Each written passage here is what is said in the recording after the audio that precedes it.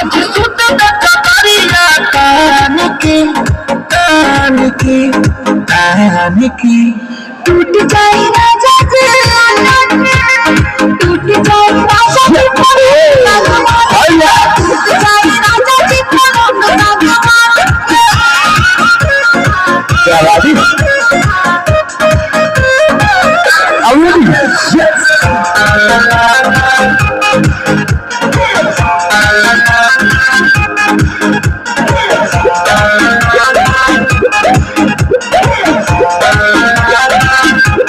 छुए तो बदन के देखो न पतन के चादर बिछा दे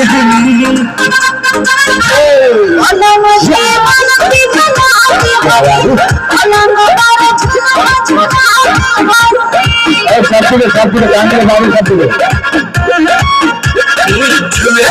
कुछ